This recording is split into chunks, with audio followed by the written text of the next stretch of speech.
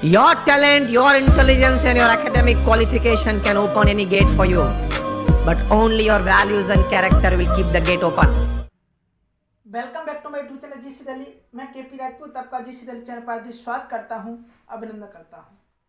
तो आज हम आपको लेकर के चलते हैं, जैसा कि हमने पिछली क्लास जो हमने आपको कराई थी कि मैंने यूपी पुलिस एग्जाम 2 बार कैसे क्वालिफाई किया और कितने नंबर मिले ये भी बताया हम आपको।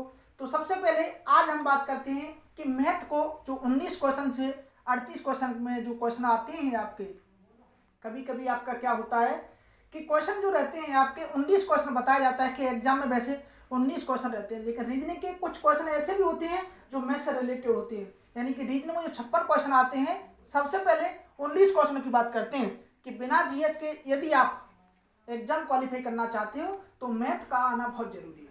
हमने आपसे प्रॉमिस किया था कि यदि आप हमें 30 दिन का समय दे देते हो तो हम आपके अर्थमेटिक आपकी मूल्यों पर करा देंगे। यानी कि अर्थमेटिक जो भी यूपी पुलिस कांस्टेबल के अंदर ऐसा कोई भी क्वेश्चन नहीं होगा जो आप पर नहीं आता हो। लगभग 90 से 95% हर क्वेश्चन को आप सॉल्व कर पाओगे, सिर्फ और सिर्फ 30 क्लास में। यदि आपने कभी भी मैथ नहीं पढ़ा है तब भी हम आपको एक बेसिक तरीके से कराएंगे।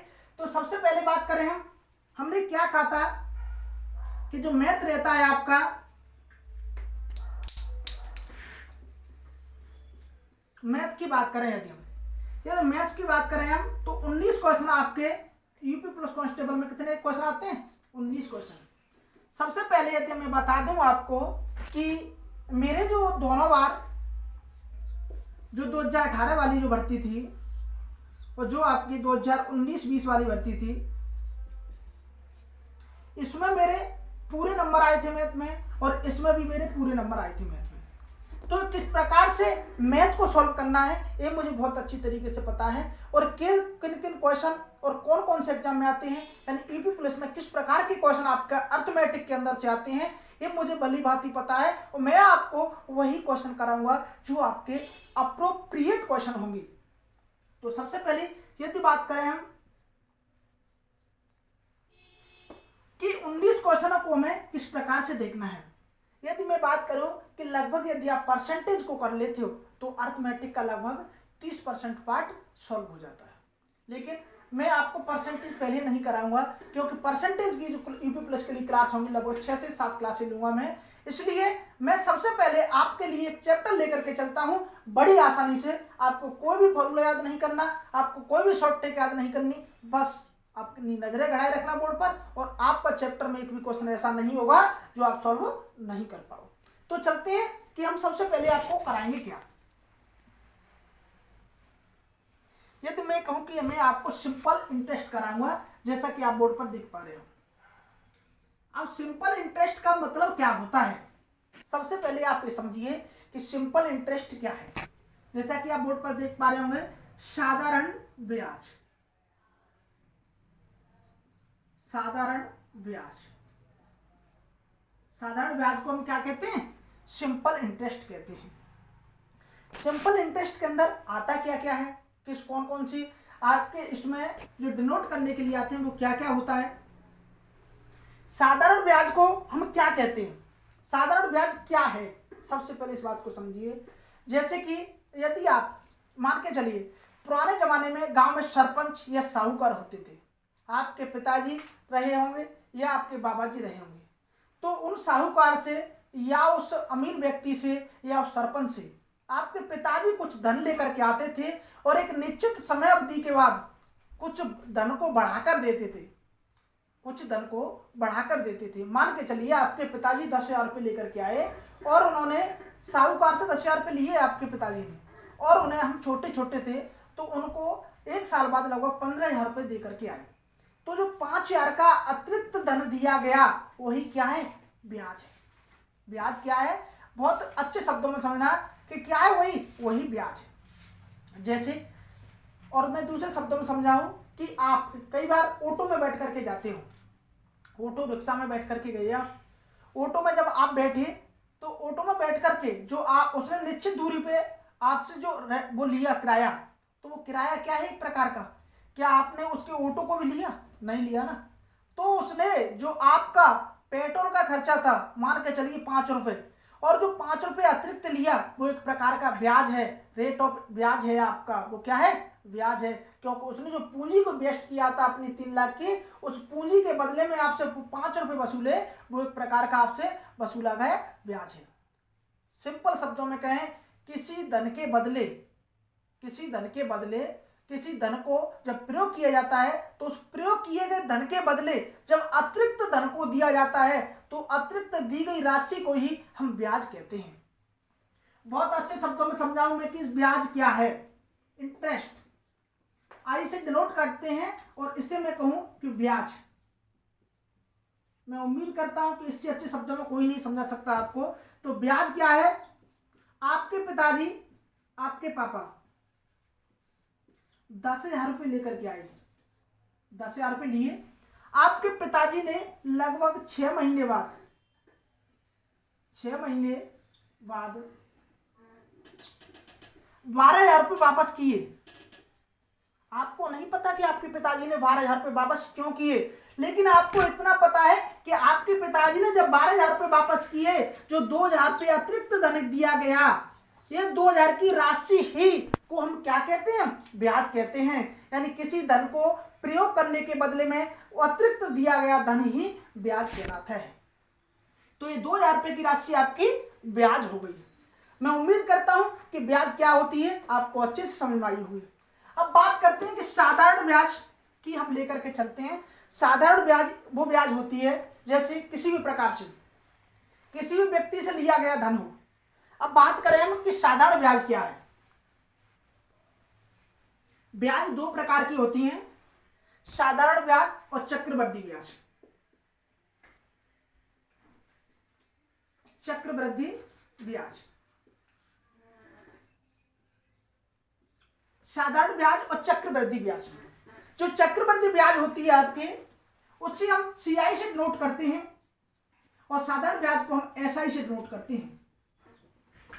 साधारण ब्याज और चक्रवृद्धि ब्याज में क्या अंतर है।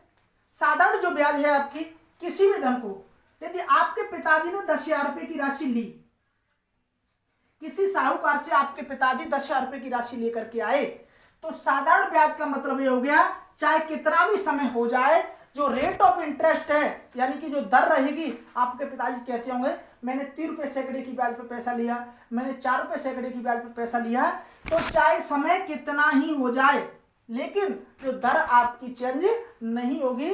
वो कितने भी महीने हो जाए, चाहे आपके पिताजी ने 50 महीने बाद पैसे दिए हों, तो पूरा 50 महीनों पर ही आपका रेट ऑफ इंटरेस्ट 3% ही लगेगा। रेट ऑफ इंटरेस्ट आपका 3% ही लगेगा। लेकिन चक्रवृद्धि ब्याज में ऐसा नहीं होता है। चक्रवृद्धि जो ब्याज होती है आपकी, वो छमाही दे, त्रैमासिक दे और सालाना दे, इस प्रकार से होती है, जैसे उसमें डिनोट कर रखा होता है। तो चलते हैं साधारण ब्याज क्या है उसके बारे में बात करते हैं। देखिए, अब बात करते हैं हम साधारण ब्याज। साधारण ब्याज क्या है। साधारण ब्याज का एक सूत्र रहता है, साधारण ब्याज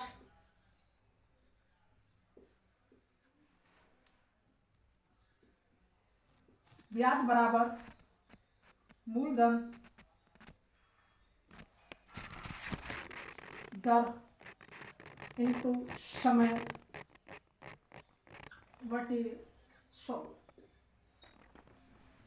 साधारण ब्याज बराबर एक सूत्र होता है, मूलधन इंटू दर इंटू समय।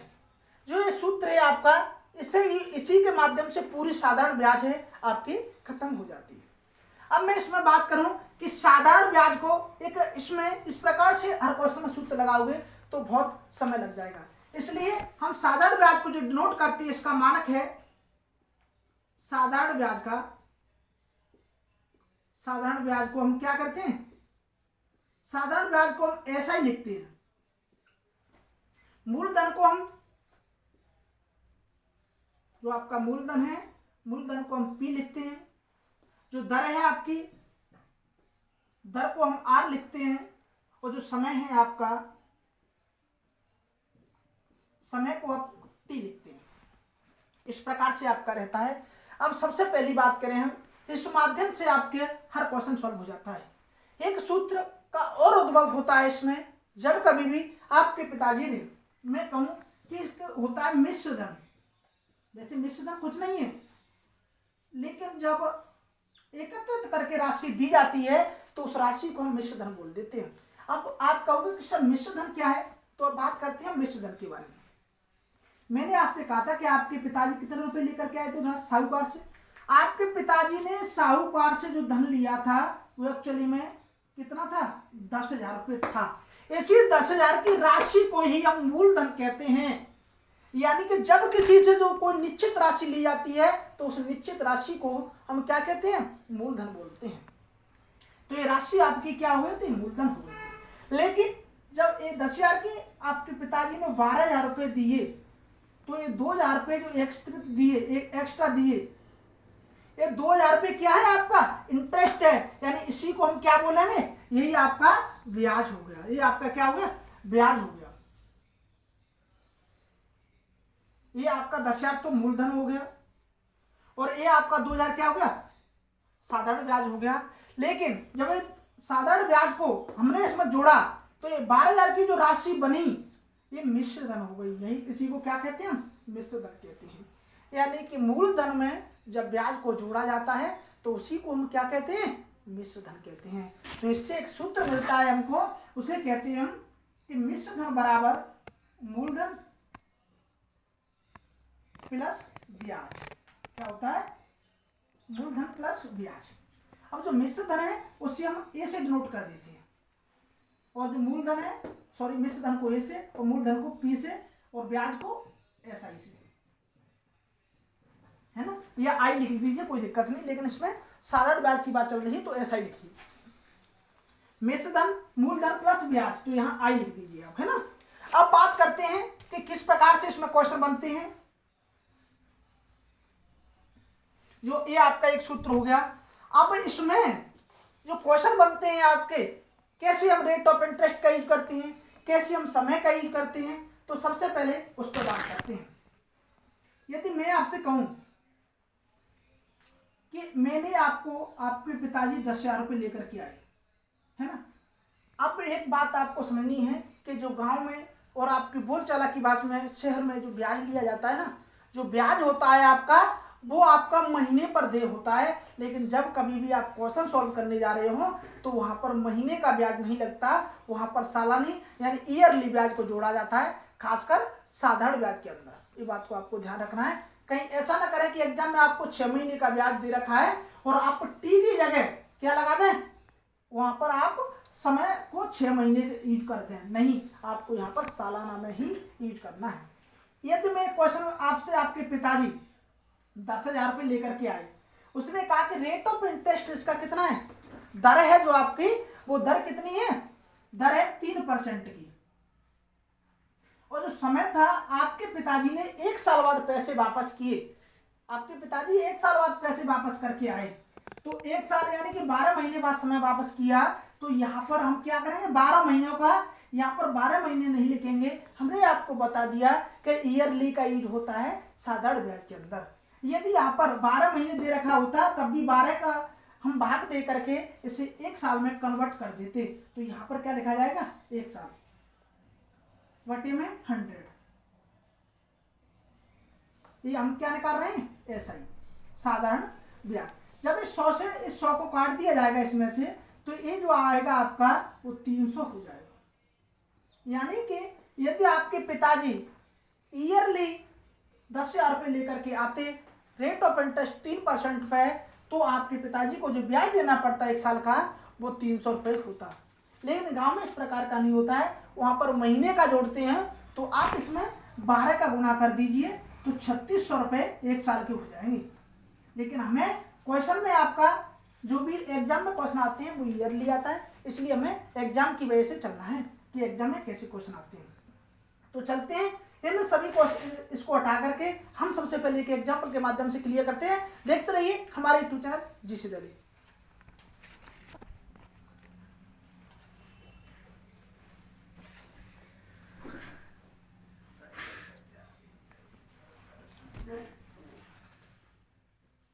अब हम सबसे पहले बात करें, एक क्वेश्चन लिखिए कि कोई व्यक्ति कोई व्यक्ति 6,000 रुपये की राशि को रेट ऑफ इंटरेस्ट 3 है, 3% की दर पर 4 साल के लिए उधार लेता है, तो उसका साधारण ब्याज क्या होगा। इस 100 को हम क्यों लिखते हैं पता है आपको? जो दर होती है आपकी, इस 100 का यूज हम कब करते हैं? ये 100 आ कहाँ से गया आखिर में? जो इस 100 के बारे में बात करते हैं कि जब दर की बात चलती है तो हम कहते हैं कि 3% की ब्याज दे रहा है वो। इस परसेंट को हटाने के लिए, यानी कि परसेंट का मतलब हो गया कि 3% का मतलब होता है 4%, 5%। जो 3 रुपए प्रोवाइड कराए जा रहे हैं आपको, वो पर 100 पर हैं। 3% का मतलब हो गया कि 3 रुपए आपसे ब्याज ली जाएगी 1 साल में। कितने रुपए पर? 100 रुपए पर। बड़ी आसान तरीके से समझा रहा हूं मैं कि दर वास्तव में है क्या। दर एक ऐसा माध्यम है कि मैं आपसे कहूं कि आपसे मुझे 8% का ब्याज चाहिए, तो 8% यानी कि पर माने होता है दर, परसेंट। अगर आप हिंदी में लिखूं मैं इसे परसेंट, ठीक है ना। ये 3%, तो 3 पर माने होता है दर ऐसे, और सेंट का मतलब होता है 100। सेंट को हिंदी में यदि हम कन्वर्ट करें तो उसे कहते हैं शत, और शत का मतलब होता है 100।